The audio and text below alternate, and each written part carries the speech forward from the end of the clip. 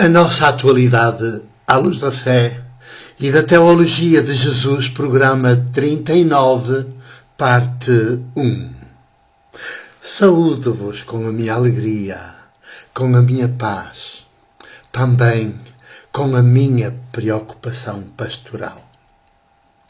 Os tempos que vivemos são de demência, e de demência em progressão quase geométrica. De dia para dia cresce mais a demência, quando deveria crescer a sapiência, a sabedoria, o humano, os sermos humanos, a nossa condição de fragilidade humana. Esta paz que é a paz que vos dou é a paz de Jesus, que todos recebemos de Jesus se estivermos abertos a ela, e que nos devemos dar uns aos outros, em vez de guerra, de ódio, de rancor, de indiferença, de egoísmos. E abrimos esta primeira parte mais virada para a nossa atualidade nacional mundial, com os olhos postos aí. Partimos sempre da realidade e da realidade atual, com uma pergunta, a habitual pergunta, que desta vez é assim: nem as alterações climáticas, com os fogos florestais, as secas prolongadas ou as chuvas torrenciais, nos fazem desistir das corporações e pensar a sociedade como um todo? É uma pergunta importante e é ela que nos orienta nesta primeira parte. Vamos fazê-la nossa. Por isso, a repito.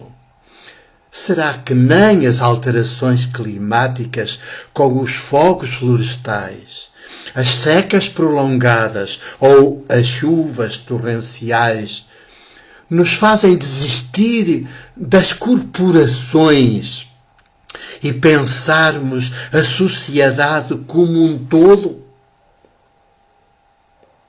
É verdade. Esta é a grande questão que salta da nossa atualidade, a nível nacional e a nível mundial. Porque corporações, das maiores às menores, as maiores são os Estados das nações, são corporações. Não estão interessadas no todo. São só nas partes, em cada parte. Estados em cada nação. E não na nação toda. Numa parte preferencial dessas nações. Preferencialmente os poderosos, os ricos, as minorias dos privilégios. As corporações, que são os partidos políticos, que são os sindicatos e as centrais sindicais, que são as igrejas cristãs e as religiões, que são os próprios governos dos Estados, os parlamentos das nações, dos Estados. Estamos num tempo em que cada corporação puxa para o seu lado, busca os seus interesses corporativos e os outros não existem. O todo não existe. Existem aqueles membros de cada corporação a bater-se pelas suas próprias regalias, pelos seus próprios privilégios, a que chamam direitos. Mas que direitos são esses se não são universalizáveis? Se não são para todos os seres humanos que formamos, constituímos a humanidade, concretamente as sociedades, na sua diversidade de seres, de cores, de falares, de culturas. Estamos num tempo em que cada corporação, da maior à mais pequena, só pensa no seu umbigo, só pensa nos seus próprios interesses e nos interesses dos seus membros, dos que a integram, mesmo que sejam das mesmas profissões, como é o caso dos sindicatos, mesmo que sejam membros das mesmas empresas, mas não estão sindicalizados, não existem para os sindicatos. E não há os sindicatos dos desempregados. Ninguém pensa nos outros. E depois querem regalias para si e os outros. E o grosso das populações. Pois é, estamos num tempo desgraçado, de demência, de egoísmo, de insensibilidade social. É uma luta fratricida que acaba por ser também suicida, porque o mundo assim não tem saída e, portanto, ao lutarmos por os nossos privilégios corporativos esquecidos do todo, nós estamos a matar-nos uns aos outros. São lutas e guerras fratricidas mesmo sem armas. Há palavras e exigências que matam. Temos que ter consciência disso. Não são só as bombas. E depois, sendo lutas fratricidas, acabam em lutas suicidas. Nós suicidamos-nos, cada uma e cada um de nós. Quando só buscamos o nosso interesse, esquecemos os demais. Porque este mundo não é assim, um tipo de mundo assim, não é um mundo que se apresenta, não é um tipo de mundo humano. Ora, lá está o grande princípio da humanidade e das sociedades como um todo. Como um todo, não como corporações. O grande princípio da humanidade pode ser formulado assim. Alguém já o formulou antes de mim. Paulo Freire, no Brasil. Ninguém salva ninguém. Ninguém se salva sozinho. Nem em corporação. Salvamo-nos em comunhão. E se não gostam da palavra comunhão, porque parece que faz lembrar essas coisas eclesiásticas das missas, então troquemo-la pela relação. Salvamo-nos na relação, na religação uns aos outros, uns com os outros. Salvamo-nos na religação, uns com os outros, umas com as outras. Porque somos um todo, não somos uma parte. E quando dividimos o todo em partes e cada parte luta pelos seus próprios interesses, suicida-se e mata os outros. E, portanto, este início do terceiro milénio, com toda a desgraça que os 2000 anos de cristianismo e os 3000 anos de judaísmo e tudo o que veio antes deles, já existia antes deles, e que eles herdaram, está a exigir de nós um nascer de novo. Nascermos de novo. Vermos-nos como um todo. E não como parcelas, como partes, como partidos, como sindicatos, como centrais sindicais, como igrejas cristãs, como religiões, como governo, tudo separado uns dos outros, cada qual a puxar a brasa para a sua sardinha. Isto são os egoísmos corporativos que geram insensibilidade, que chega a ser cínica, cruel, sádica.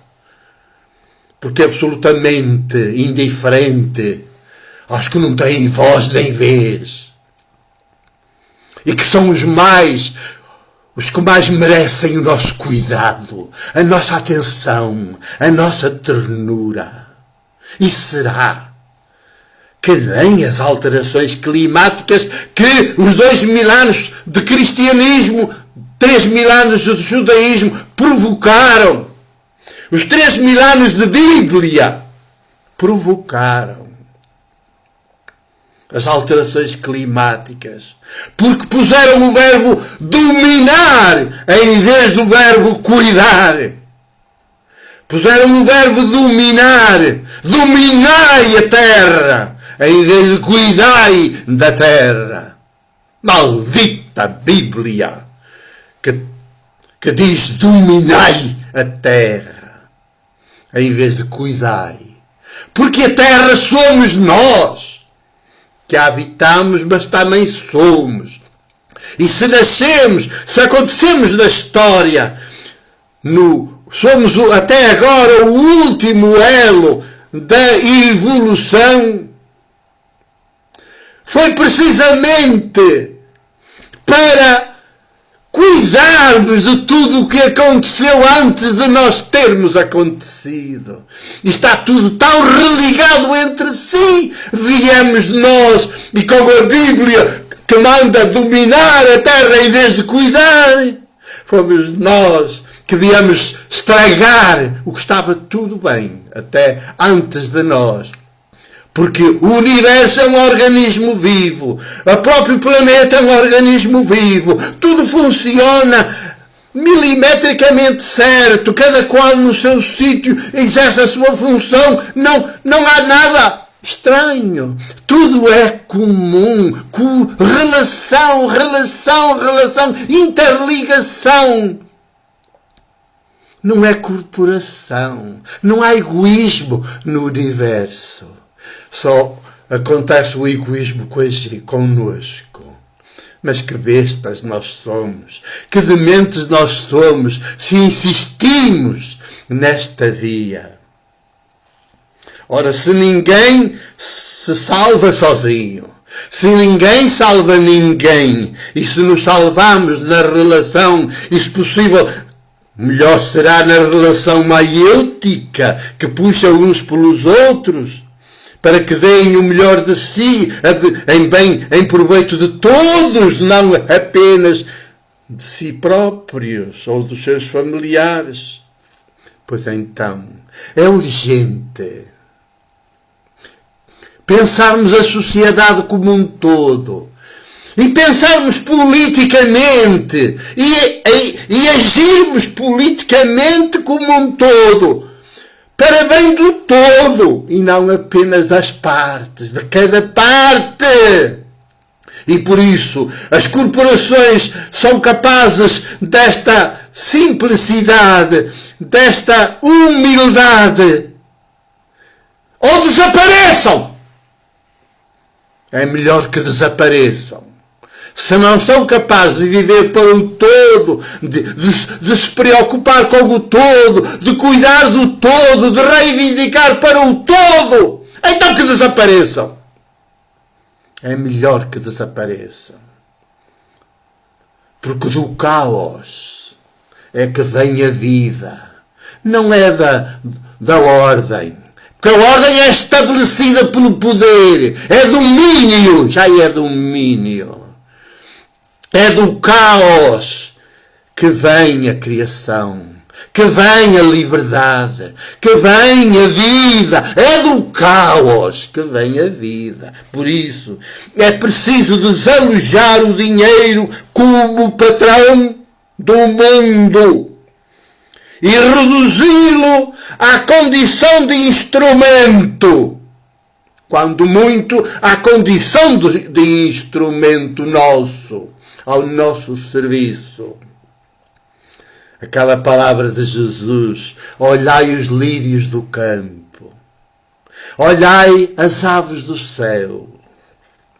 É a palavra de salvação neste início do 3º milénio e do mundo e da terra, se quisermos ter amanhã, e que as próximas gerações tenham vida de qualidade, em abundância, possam nascer e festejar o dia dos seus natais, porque senão é só para a desgraça e para sermos queimados, reduzidos a cinzas.